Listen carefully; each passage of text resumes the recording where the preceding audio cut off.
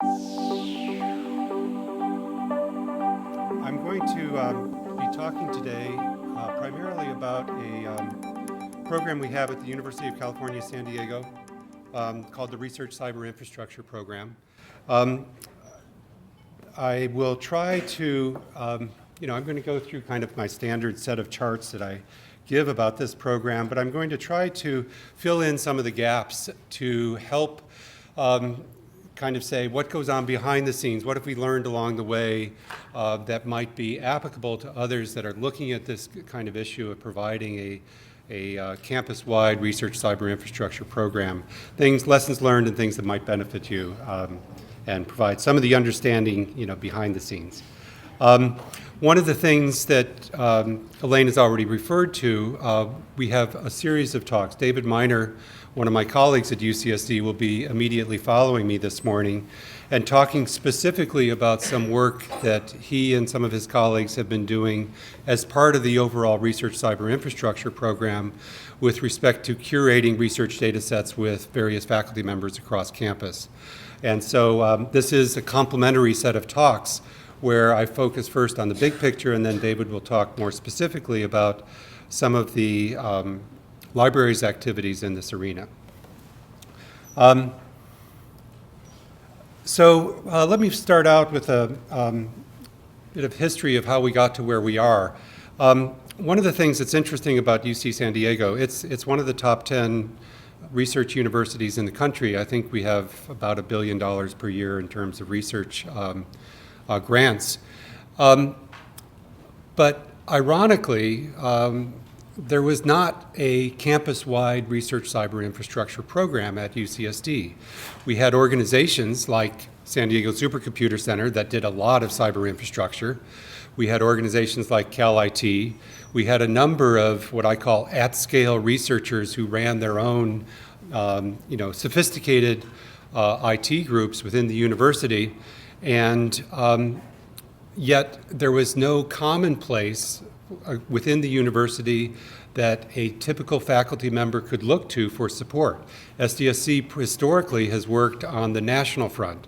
We're a national NSF-funded supercomputer center, and in that role, we do not serve UCSD specifically. We're here to serve all of the researchers across the country, and people have access to our resources based on competitive peer-reviewed proposals, not proximity to our center. And so we had all these different organizations. I've actually said, again, in the context of lessons learned, there are many campuses around the country. UCSD is not the only one that has a campus-wide research cyber infrastructure program. In fact, to be honest, I think that there are some other organizations that are doing a really good job at some of this. I think we bring our own elements and strengths to it, but there's many universities that do this, and to some extent, perhaps it was UCSD's robustness and the independence of faculty that delayed the start of really a campus-wide program to have people say, we should work together in order to do this more cost-effectively. So maybe some smaller institutions that felt more of the need got there first in some respects. So nevertheless, back in 2008, our Vice Chancellor for Research chartered a group called the Research Cyber Infrastructure Design Team. And the idea was set up something for our campus-wide. My boss, Mike Norman, and one of my colleagues, Phil Papadopoulos, were the co-chairs of that. And there is, I think, a very good report. The URL is here and unreadable, but it will be available in the charts that will be posted. Pretty good report. It's about 30 pages. It's a good read describing, this is how we came to the conclusions of what a campus-wide cyber infrastructure should look like. Following that, nothing happens quickly in a university, right, Chancellor? So following that, the design team report was taken by another group, which was a subset of the original design team members and what I call the money people, to try to figure out, okay, we have these recommendations, now how are we actually going to identify funding and set up a cost structure and accountability to be able to do this? And so that was their job, and it took about another year. One of the things that they came out with was a principle that guides us, continues to guide us now, which is the campus did not want to create something that was wholly funded by campus. Throughout the various services that we were to create, there was to be a principle of shared cost, where PIs had skin in the game. There's various reasons for that. Limited funding is one of them. In case you haven't heard, California has had a couple budget problems along the way, so that was part of the motivation, but it's also skin in the game and a measure of value for the researchers. If people really felt, hey, I love it if it's free, but I'm not going to pay for it, perhaps that reflects the value and the importance to researchers. So it continues to be a source of interesting tension, but I think that this is a principle that we continue to be guided by. And so finally in 2011, there was an oversight committee formed. These are campus-wide committees. We've got stakeholders from some of the implementing organizations as well as users and faculty members. And we're off actually to make this happen. The big picture of why the campus is investing in the Research CyberInfrastructure program.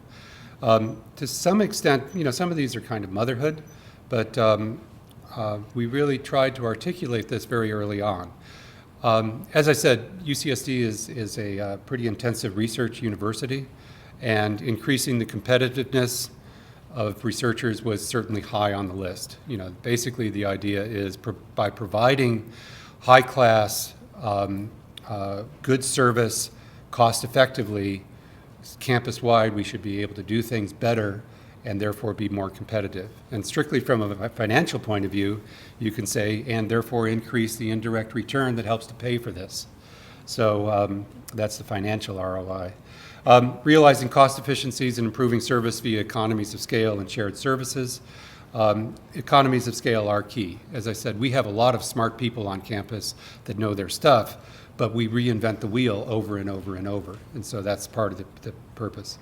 Another thing which is, I think, relatively unusual, at least back in 2008, was stating that one of the purposes of this was to preserve digital intellectual property, and really recognizing that there's a shift from some of the more tangible assets of the university and intellectual property to it's all digital. And how do we account for that, particularly in the research world, and that's part of our charter. And finally, very much, there was a big focus for us early on in terms of doing data center co-location and using existing facilities rather than building new ones and putting IT into closets and all these other energy inefficient but common mechanisms. And there too, there was a strict savings in terms of dollars as well as being green to try to effectively use or be energy efficient with our facilities. So this diagram here was kind of one of the seminal figures in the design team report, and represented 6 areas that were identified as key foundational elements or key pillars for the design team's recommendations to create a campus-wide cyber infrastructure. And again, some of these are straightforward, some of these are not. One of the foundational pieces was, come on guys, it's silly to be building these different facilities and refurbishing closets and things like that. Let's use, SDSC had has an 18,000 square foot, 13 megawatt data center. Let's use that. Let's set up a structure by which PIs from across the campus can actually use this in an easy way, easy networking. They retain ownership of the property. It's not like we're taking over the world. We're a landlord-tenant kind of relationship for the co-location facility. So that was one of the first bases, was establish that as a campus-wide service. Networking is important, and I'll talk about that actually on a subsequent slide. But the idea is really, UCSD is a relatively new campus.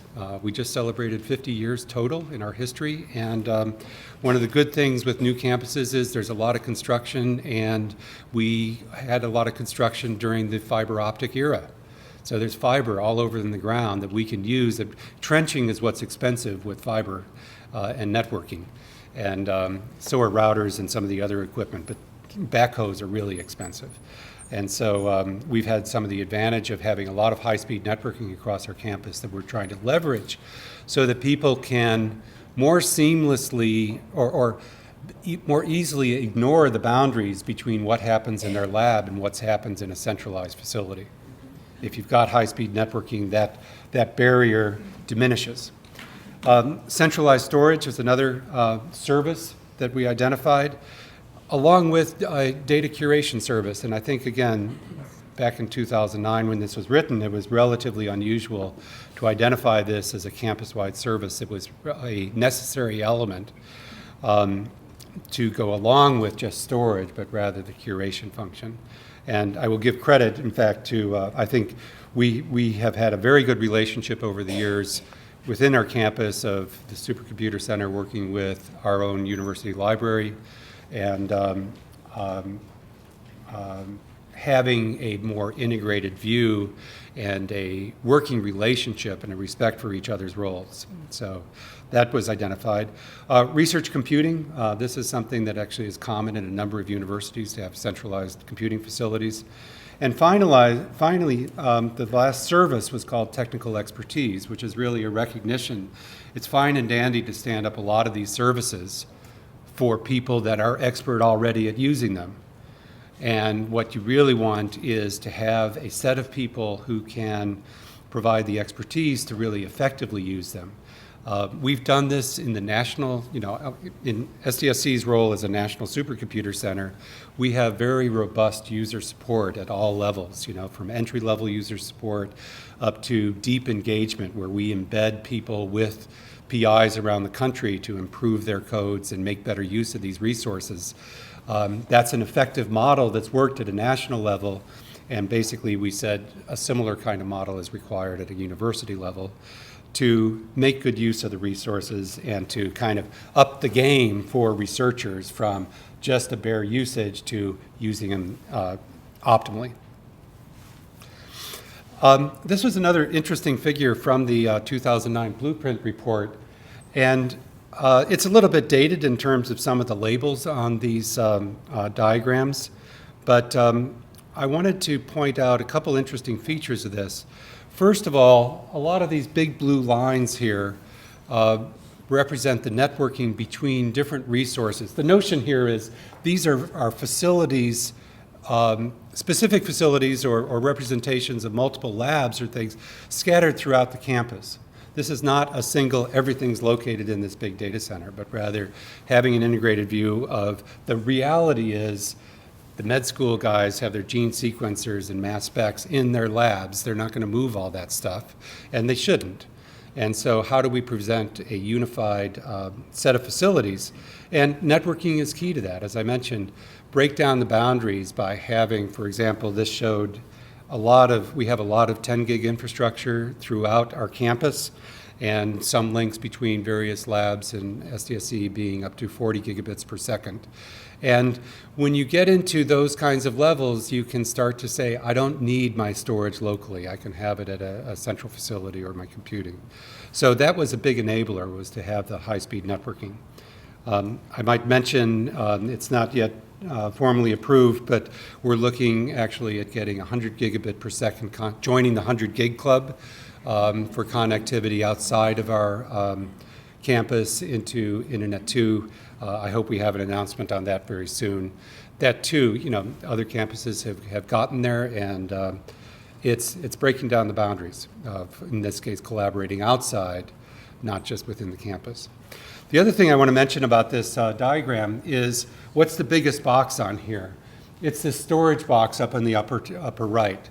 And for a lot of supercomputer guys like me, computing is the soul of the machine. Computing's at the heart of this. And the notion of this box was really to say, no, it's not. What's really important in terms of the enterprise and what people do in their research is the data. And the storage kind of represents that central access to data, whether, there's actually different kinds of storage that are intended in that box. But it is a much more data-centric view of cyber infrastructure than is typical, rather than a computing-centric view. And so that was another kind of recognition of that's where the action is in the immediate as well as long-term horizon.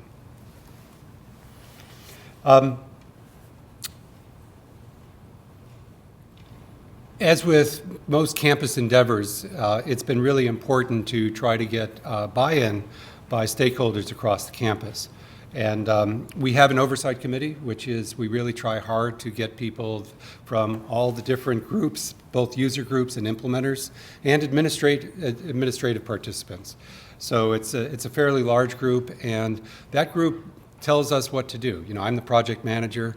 We get guidance from that group, and their job is, you know, usually is to set the strategic directions, and it's people like me and David that actually go implement that. But it's a very important oversight and direction, and a part of our getting integrated into the campus and getting support from campus is to really rely on that group. The other thing that we have, I mentioned, you know, I'm from the Supercomputer Center, but the fact is we have a number of organizations around the campus that contribute significantly to implementing RCI. And that includes our administrative commuting, and people have different names for this, but this is the group that does a lot of the campus IT work, so general IT support, help desk work, and the campus networking.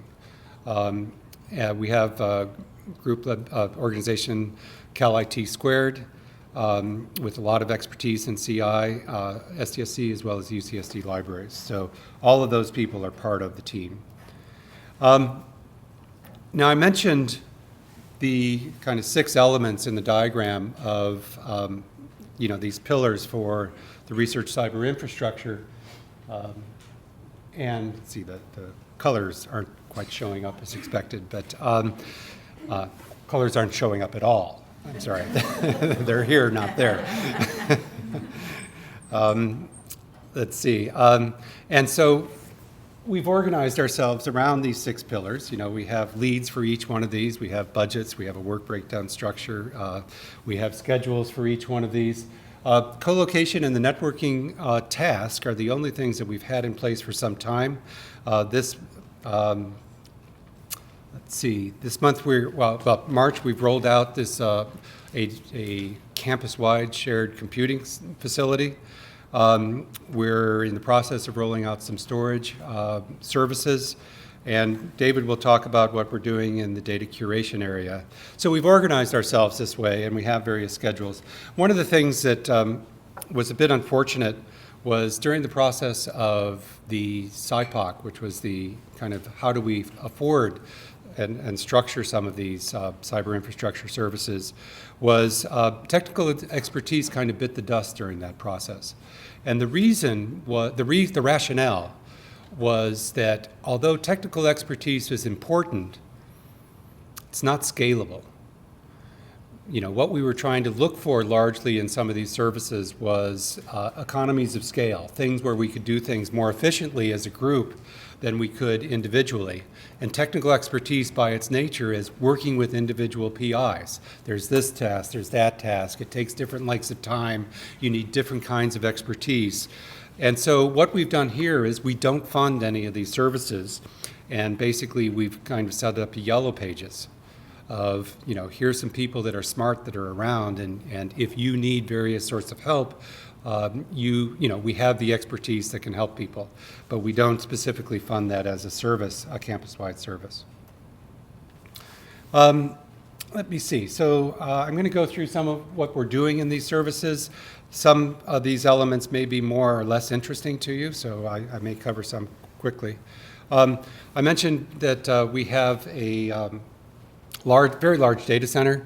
SDSC used to do this just as our own organization, and basically we realized we have more space and more power than we need for our particular project, so we have made that available. In fact, it's a UC-wide regional data center, so we host data from eight of the different UC or we host equipment from 8 of the different UC campuses.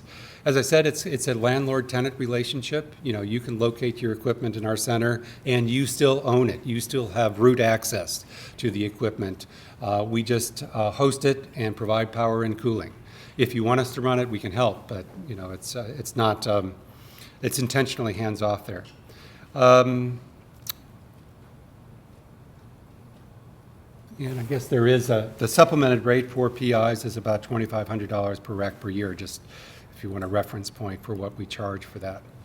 On the networking side, Right now, we have 40 gigabit per second internet connectivity going outside the campus. As I mentioned already, soon we expect to be going to 100 gigabits per second.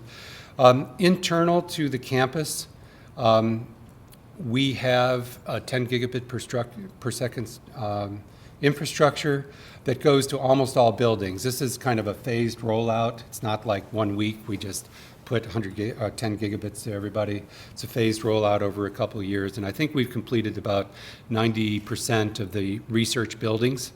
One of the things that's interesting is the way we structure our campus networking.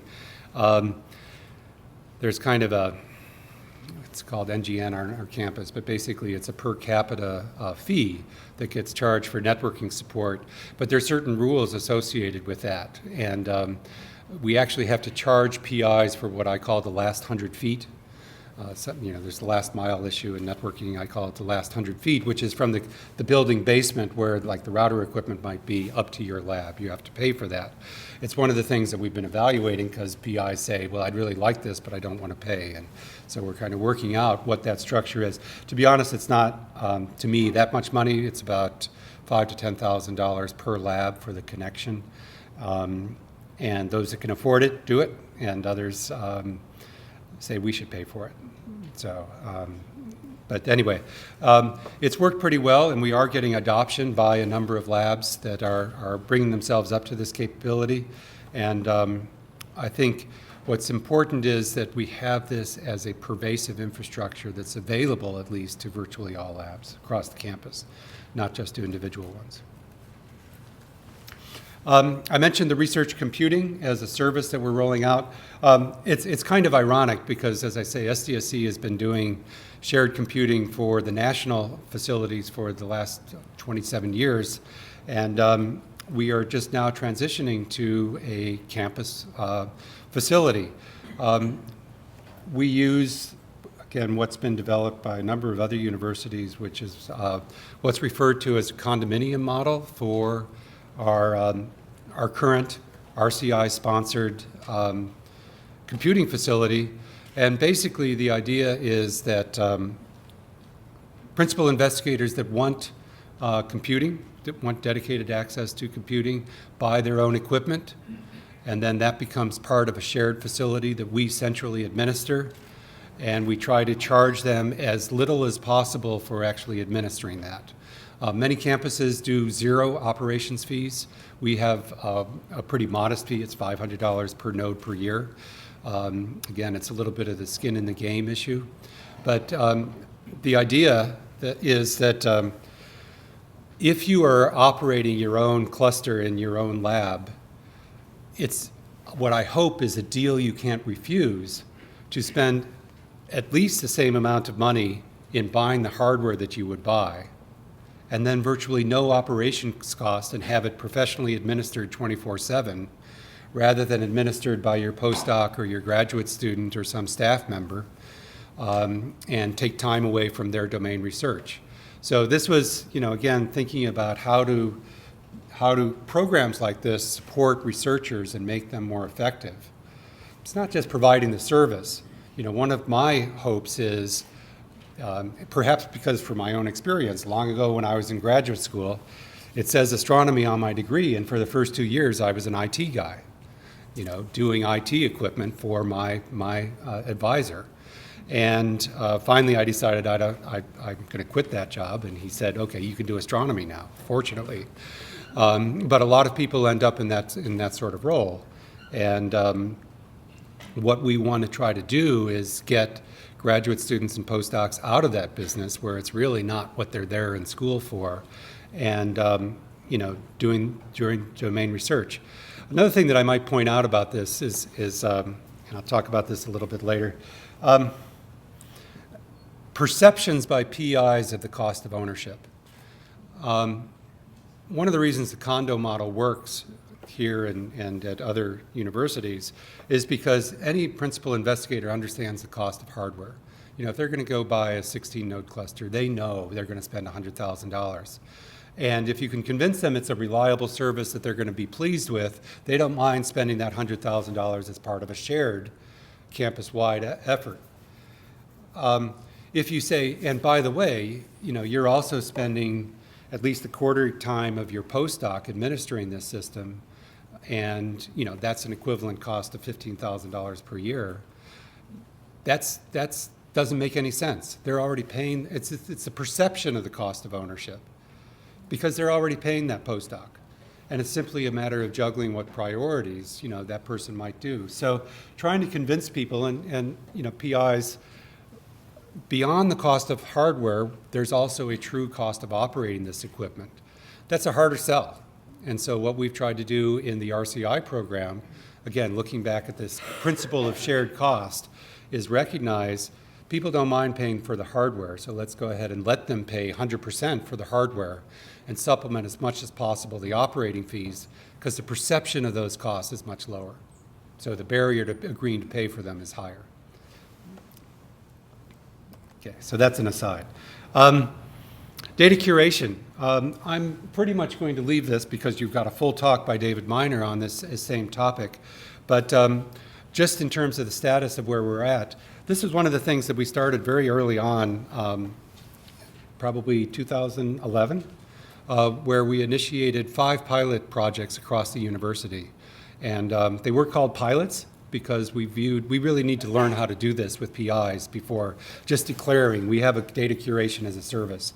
So this is really the topic of David's talk, and I'll leave this to him to talk about next. We do support for data management plans. This is a very tangible, real thing that everybody submitting an NSF or NIH has data sharing plans needs to do.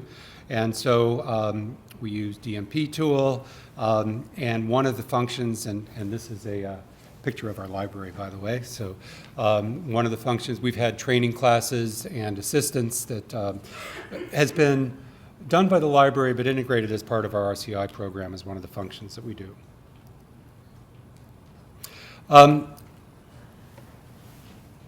So the last topic, and this is just a lead into the next part of my talk, centralized storage. Again, SDSC has set up various sorts of file systems for a number of years. We operate right now probably about 10 petabytes worth of storage on our facility. But the issue is that we were really doing this new look of not SDSC and national systems, but rather what do campus PIs really need? And all of us are smart IT guys, and so we think we think we know what the right answer is. But we actually decided, instead of believing ourselves, to do a survey of 50 principal investigators across the campus, where we actually went out and did in-person interviews with them. The focus was on storage requirements, but really it's a broader issue because you're sitting down in a room with them, and not everybody follows the script. And you're hearing about what networking issues are, what technical support issues are, any number of things. And so I'm actually going to segue to talking about some of the results of this survey, which have been very interesting because it's kind of a bottoms-up view of what people are doing and what PIs, from a PI perspective, what they need. Let's see, okay, so that color shows up, good. So one of the things that we asked was, how do you handle current data and storage? Mainly this is kind of in terms of devices. Things, just hard drives on servers, network attached storage, USB drives, that you can go buy at Best Buy, a number of other things, commercial services. And by the way, the numbers do not add up to 100 because you could answer multiple times. And so really, a number like this says that 70% of PIs said that they use some form of network attached storage. So this was kind of our view of, what are people using now in order to try to figure out what we will do. For hardcore IT guys, when we see 70% of people use USB drives, we just kind of roll over in our grave. At the same time, this is reality. It is reality. $100 for 2 terabytes at Best Buy. You can't beat it. And we can't match it, and we're not going to try. When we talk about centralized, professionally managed, reliable services for storage, and people come back to us and, we quote a price and come back to us and say, what are you doing talking about $200 per terabyte per year? over a life, I can go buy 2 terabytes for $100 that last 5 years. And we say, if that's what you want to do, go do it. We can't beat that.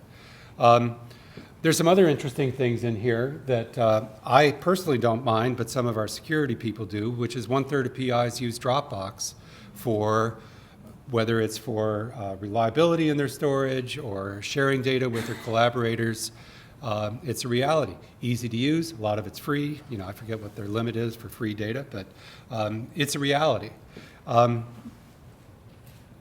So this is informing us in terms of what kind of services do we need to provide in storage, and this is really part of the reason we did this survey before just rolling out. Here's one right answer. Here's another right answer. So as I said, one of our conclusions is we're writing off the USB folks. We can say practice safe storage, but if you do what you want to do, our security people can say, don't use Dropbox, but people are going to do what they're going to do. It's a free country. And what we can do, and actually in terms of this, one of the very first services that we see as low-hanging fruit is to do some centralized network-attached storage. Again, this is a facility. We know how to do this. We actually have a similar service. That's a service that we're going to be rolling out very quickly. And then we're looking at what are the other appropriate services that people need. Another question we asked, how much data people have, how much storage do they need now, in the future, or permanently? And the sample that we did of 50 PIs was not random, so we can't multiply by the number of PIs at UCSD divided by 50 times these numbers in order to get, what's our total storage requirements. We picked intentionally the people that we expected to be heavier cyber infrastructure users. But for those people, it was interesting to kind of see. We have some petabyte class people already. A lot of people, the predominant answers for the people we talked to were in the ranges 1 to 100 terabytes as typical data sets. There's some growth, if you look at the different bar sets here, growth in terms of people expecting that to be higher. It's a little bit interesting to look at the green, which is what do people expect to store permanently, especially for this crowd. What are those expectations? Things shift to the left, which is good, but it's still pretty substantial numbers there. Another question we had is where's your data coming from? And to some extent, this is, for us in terms of a networking perspective, what do we need to do in order to make data effective if we're going to try to go to some sort of centralized storage facility? Is it coming from software and applications, which is really computer simulations of one sort or another? As I mentioned, we have a lot of gene sequencers on our campus, other sorts of equipment, field instruments. So roughly, as I look through this, about 50% of the data being generated came from campus instruments, with about 30% coming from simulations. By the way, most of those are located inside the SDSC data center, so that makes it easier.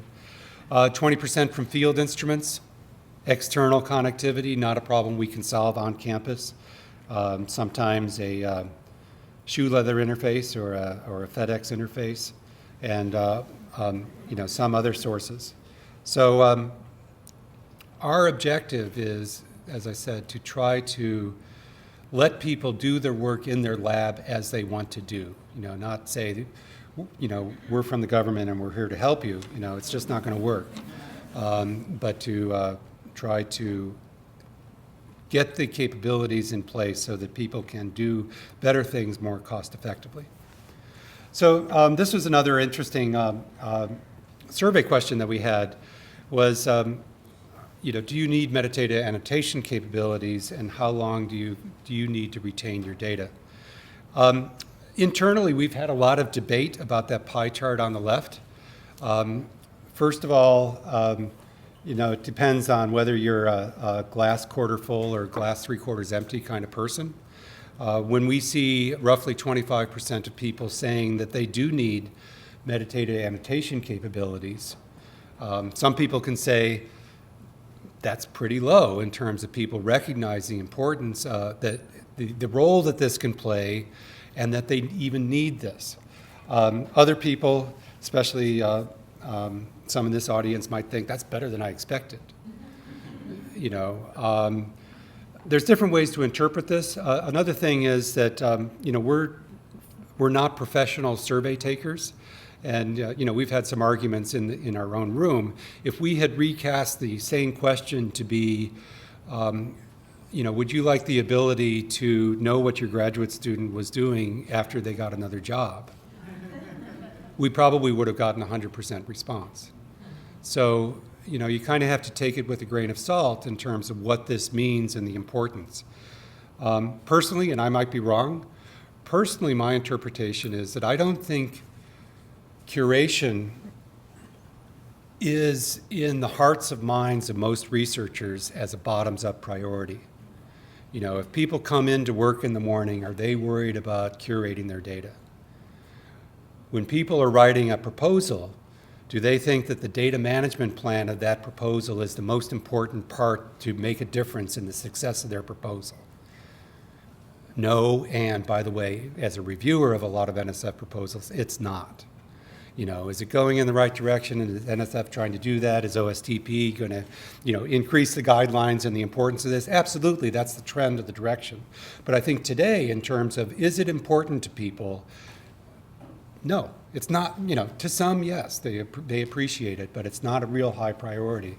And again, I take that as simply, you know, a boundary condition that we need to work with, rather than saying you're wrong. So some of my colleagues don't agree with that opinion, but you know, that's my personal opinion. Another thing that we asked about the research data lifetime. You know, to a large extent, a lot of the perception is I need to keep this data around for the length of this project or this grant. And, you know, maybe a little bit after, because I've got to check a box on my data management plan saying I'll retain the data and make it accessible. But, you know, the thought of what data do I really need long term is not, you know, high in the priorities. And David might touch on this a little bit later. Okay, another question we had was, this is more from the in-person interviews as opposed to a questionnaire, you know, multiple choice question. How many people brought up various issues as, you know, something that was important to them? You know, data storage management using NFS or CIFS, you know, those are protocols for, you know, this is what we call our project storage, the network attached storage, which is our highest priority. There are different ways that we categorize things, but actually the notion of some sort of data reliability, whether you call it backup or second copy or, you know, these sorts of things, those carry different meanings, you know, but the point is people want data reliability, and that came up a lot. People have single copies of data in their labs or just making 2 copies. Can they just put it somewhere? And by the way, in between the lines is, can I put it somewhere cheap so that I know I have some safe copy somewhere else, not in my lab? And that's probably going to be a service that we roll out to respond to people's needs. There's some other things like compliant, you know, that's read PII, compliant storage or secure storage. This is kind of one of those things that, you know, we've got a lot of health sciences researchers, and people have various PII or HIPAA or FSMA compliant requirements. It's more of a niche rather than everybody has that, and it's hard. We do store, we have programs that comply with HIPAA or FSMA, and it's expensive. You know, there's a tremendous security and overhead burden associated with that. The only issue is I'd like to figure out something, because what we're doing is reinventing that wheel a bunch of times for every program in the health sciences school that has those requirements. And it would be nice to have some campus-wide ability to ensure compliance for a broad swath of researchers that need it. Okay, I'm going to skip what are you willing to pay, because this wasn't particularly quantitative. And some of my takeaway was paying for hardware is easy, paying for all the operating cost is invisible. So I already mentioned that. Finally, we had a question about risk and challenges for the research cyber infrastructure. And again, this is a great one for our own campus administration. We had about 6 multiple choice offerings. Then you could write in other. And I'm sorry that you're not going to be able to read these, but the 2 answers that were far and away the highest were campus may cease funding for this initiative. And the second was, I'm afraid of bait and switch with starting in low and then you come back at me with increased cost. So it's the skepticism, and this goes to, there's a barrier of acceptance or adoption for campus-wide shared services. PIs want to control their own destiny, they can control their own cost, and if you say, I want you to participate in the shared program, you have to convince people it's going to be there for 5 years and that they're not going to commit themselves and then have increased cost. It's just a major thing. Another thing I'd say about adoption is, there's a life cycle to adoption. You just don't go out and say, I had this service today. People have to hear about it. They frankly have to hear about it from their colleagues rather than from me. As a trusted colleague, somebody who's used it. That's why our launch customers are really important, to try to get a few seeds around the campus that say, I've used it and it works. And the other thing with adoption is people need to then write it into grants. Those grants take a 6-month cycle for review. It's a year's time scale between when you have these things and when they're really going to likely get adopted and into people's grant cycle. So I mentioned, by the way, at the bottom, this bullet about the chicken and the egg between adoption and sustained commitment.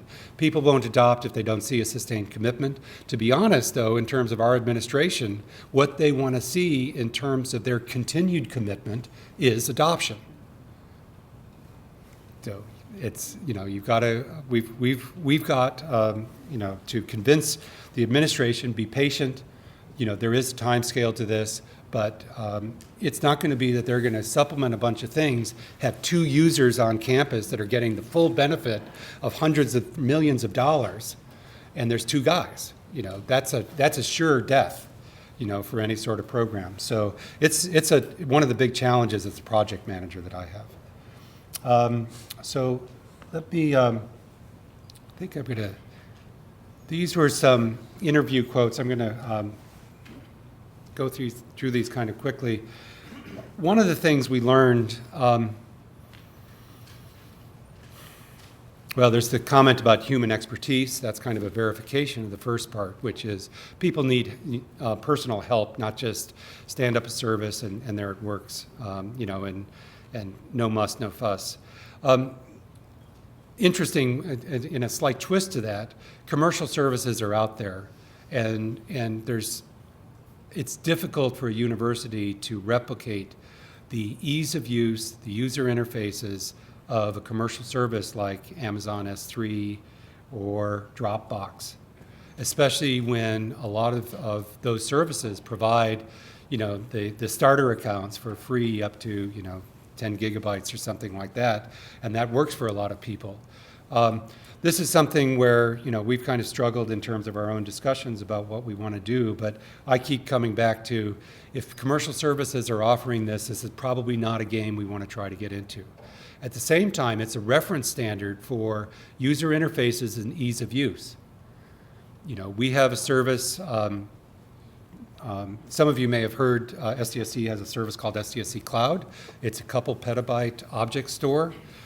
Very cool thing. It's a great mechanism for data sharing. You can have URL access from any place in the world.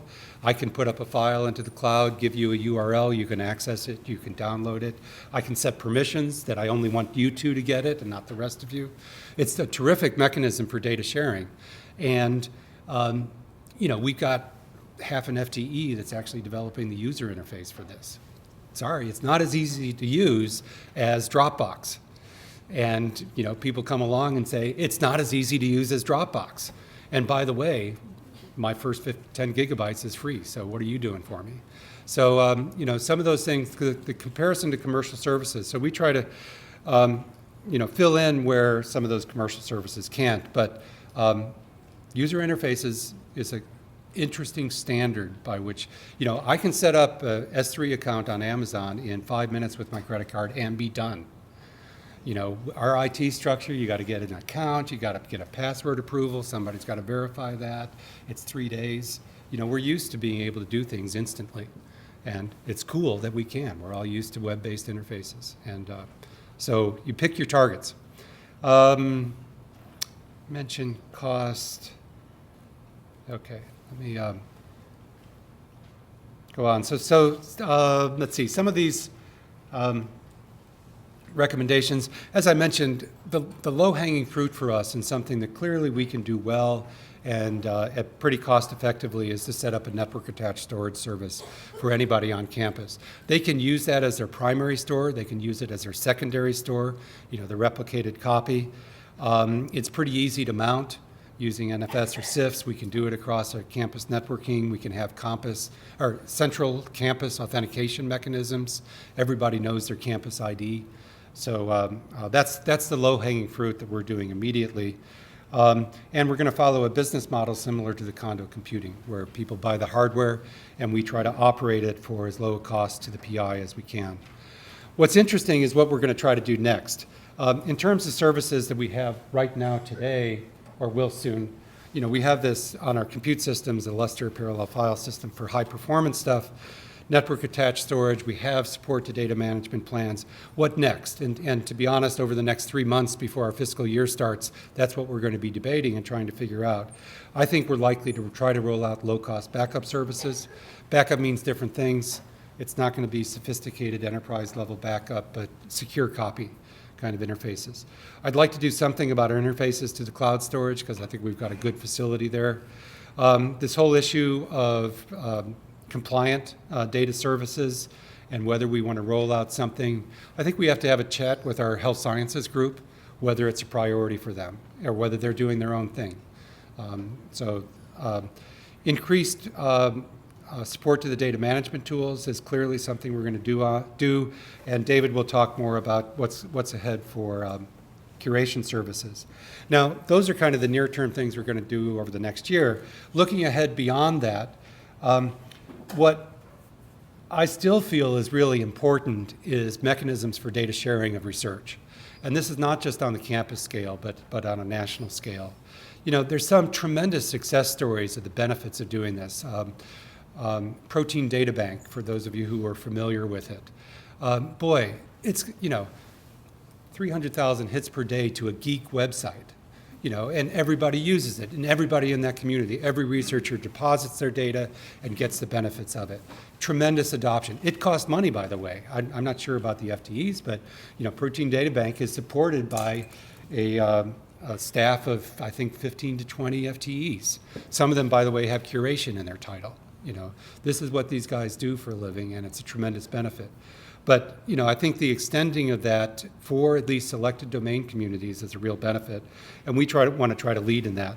Along with that goes issues of, how do you do search for data, discovery, sharing of data, and finally, I mentioned my own perceptions that when people wake up in the morning, data management is not something they worry about, or data curation. And trying to integrate that into routine research practices. Actually, I think I saw a talk by somebody about, teaching graduate students, get them when they're young, a poster session today. Was it yours? But, try to get people used to incorporating some of these management practices into their daily research, as opposed to have it being a checkbox that you need to say on your data management plan just to go to the next thing. Couple things about what have we learned. I mentioned, technical expertise. I still want to try to figure out something, beyond just the yellow pages to try to provide this, because I think it's really central to trying to make us effective. I just haven't cracked the nut of how to make this scalable in a way that makes sense. But I still want to do something. The other big thing that I'll mention is silos. And it's been real clear, even though we've had a pretty collaborative relationship between various groups across campus, including the library, storage and curation are to some extent euphemisms for the SDSC guys and the library guys in terms of functions. We've got this nice work breakdown structure and separate budgets and tasks and schedules organized that way. The fact is, these are continuous parts of the data life cycle. And by breaking them into silos, I think we did ourselves a bit of a disservice, and we need to look at this a little bit more integrated way. In fact, I think I'll give credit to David for mentioning this in one of our recent meetings. For better or for worse, we kind of set ourselves up as a service-centric perspective. And what we're talking about now is, what we really should do is a user-centric perspective. People don't come in and say, I need curation. People don't come in and say, I need network-attached storage or condo computing. They've got problems. They've got their unique research workflow and data lifecycle. And what we need to do is talk a user's perspective rather than here's the services we need to sell you. And so we want to kind of transform ourselves in that way. One of the things that we've talked about as a first step in that process is to have somebody who speaks good English and can speak IT as well as research talk, as someone who can actually go out to PIs that are interested and not be selling any specific service or representing a service, but really say, what problems do you have? And let me try to map those internally to the services that we have and how to solve your problems. More of a concierge service as opposed to, I'm the storage guy, how can I sell you my services? So we're trying to transform ourselves that way. Clearly, I've already mentioned this emergence of data management plans and NIH, and I think we will see more of this along the way in terms of the importance of data sharing. We'd like to lead rather than follow in terms of being able to provide services there. Now I'm getting to the end here. And finally, some of our lessons learned. As I mentioned, it hasn't been a great year for California State budget or University of California budget. So, it took us a while to get started. And we had to spend a lot of time convincing people to do it. One of the things, our university is structured generally around single-year commitments. And one of the symbolic things we did this past year was say we have to get multi-year commitment in order to get past this resistance to adoption and skepticism about whether or not we're going to be there. And so despite tough times, our campus gave us a multi-year commitment, and we were really pleased with that, and I think it's helping us. We should have done that from the beginning, but we're not as smart as we think we are. This business about, can we, the sharing principle between PIs and campus, you've got to share in order to get people over the hump of resistance to giving up their autonomy in the name of shared services that are, we say are more cost effective, but you need to convince people. And money's part of that. So we try to supplement our services, especially those things like the operating expenses. Incentives need to be consistent. This is crazy making stuff. We still have the case that, yes, we have a very cool energy efficient facility that costs only $2,500 per rack per year. But if you go down the hall and convince your department chair to use that space that's horribly energy inefficient, it's still free to you, And we'd like a campus policy that says it's not free. You will pay the cost of ownership somehow. And this is the least expensive way because we know it's the least expensive and we'll incentivize you to do that. And I also already mentioned this thing about adoption takes time, marketing up and marketing down, managing up. We have to convince our administration that we're in it for the long haul. We will get adoption, but it's going to take some time. And we have to have PIs that hear not only from us, but from their colleagues about the value of these services. And I'll give credit Jerry McCarthy. I was talking to Jerry McCarthy at Purdue University, who has gone through a similar thing in terms of a campus cyber infrastructure program, especially in condo computing. They've done great stuff. And he said when they started, they had the same adoption problem. And that now if you go to a cocktail party for example, for new faculty members or some sort of reception, the people that have been around would say, you would be crazy not to use this service. Of course, it's a given. So they made it past that tipping point. But there is a tipping point that you need to get past. So I think that's it. We've got a website. You can go and see what we show. It talks about the services. There's some cost information. We provide text. One of the things is people call us up and say, I've got a proposal tomorrow. What do I say about RCI? So here's the text that we've already written for people to use. And it's an exciting program. We're hoping to really improve the set of services and capabilities for our researchers at campus. Thank you.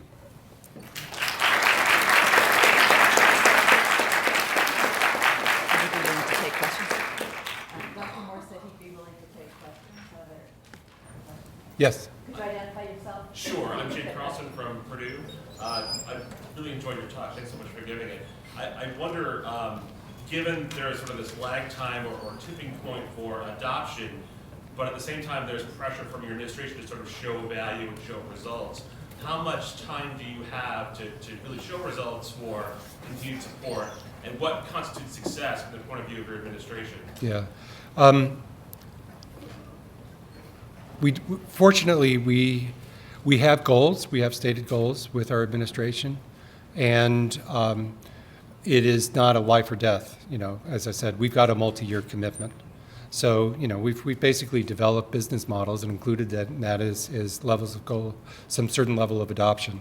I've been reasonably conservative, not overly conservative in terms of the adoption, and we're okay there. But I think basically, you know, we'd like to achieve steady state in terms of, you know, what the campus is supplementing within 2 or 3 years. So I'm not being specific in terms of numbers, but, you know, they're being reasonable. You know, it's a reasonable dialogue. People, they understand what the situation is, but we've got to show progress. Yes? It sounds like you have the ability to be direct costed in a grant. Yes. Do you have cost center status? Yes. You know, we call them recharges, and you know, that's the mechanism by which we do things. On the condo program, we actually have PIs buy it directly on their grants. It's a cost ownership and accountability issue, so we have it set up so that you know, we're the middleman. And by the way, on the condo stuff, we specify the hardware that could be purchased, but we have a standing agreement with the vendor. They have to honor a quote for a year. You know, we do a competition. We get the lowest price, and then we pass that on to people for a year. But it is, we try our best to be reasonably homogeneous. People can't just bring their own hardware. But yeah, it's all passed on to grants. Yes?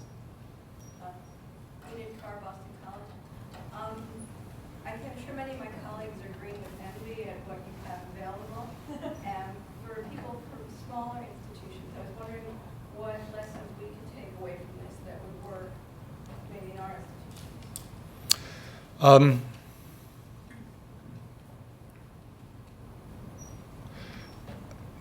As a practical matter, you know, one of the lessons is, you know, limit your scope.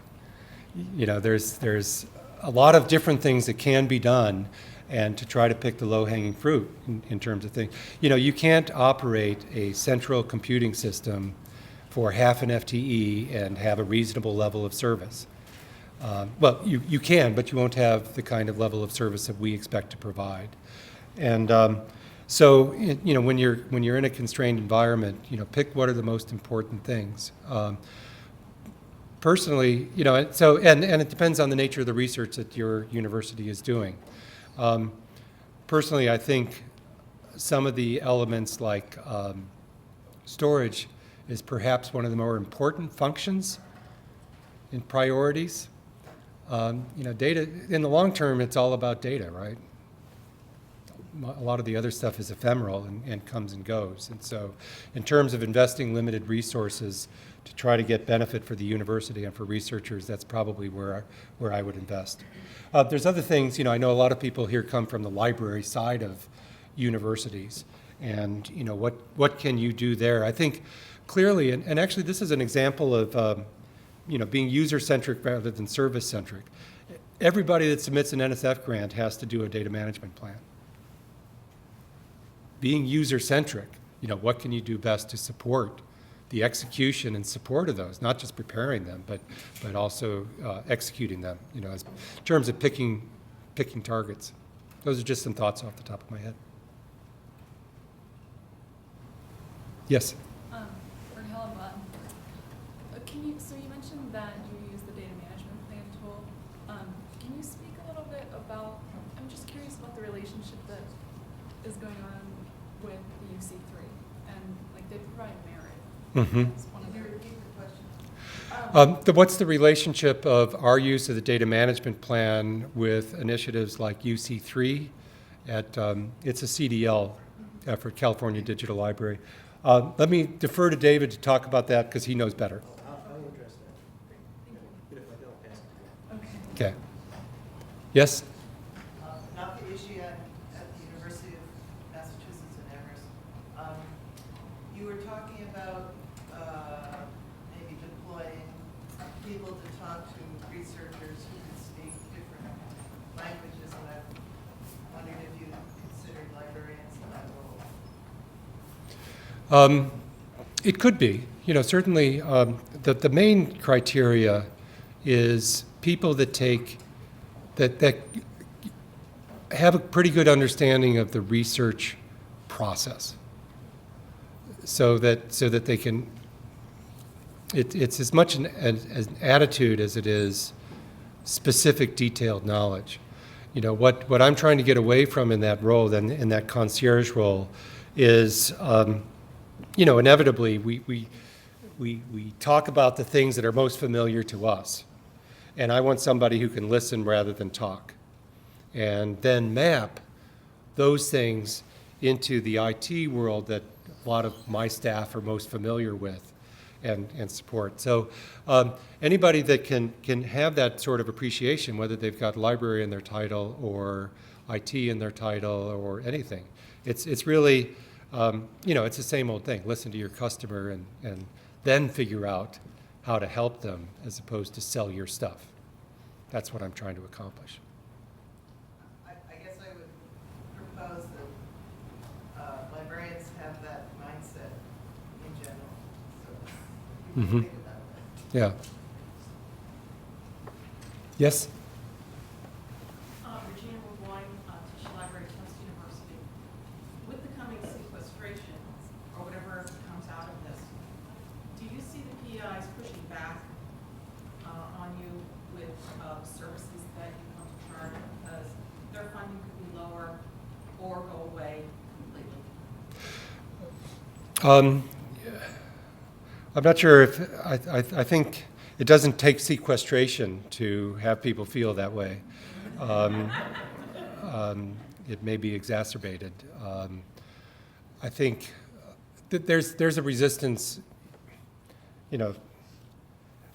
people feel differently about, what should be charged. Oh, these kind of services, I pay my indirects, you charge me, through the nose on indirects. This sort of stuff should all be free. And, it's just, we have to say, these are the business models. And especially, by the way, once we set up formal business models with recharges, there's also audit rules that say we can't make exceptions and say, you're a squeaky wheel, and therefore we have to, we won't charge you because, you're not able to pay. So, but obviously that balance of what we charge to PIs is a real important thing. And we are in this situation of, the administration has been clear. You need to have skin in the game. And if we're proposing services where PIs say, I don't want to put skin in the game, maybe we're doing the wrong service. Up to you, Elaine. That's the time we have right now, but we could follow up with the questions after Happy to. our second speaker for this afternoon. So thank you. Please join me again for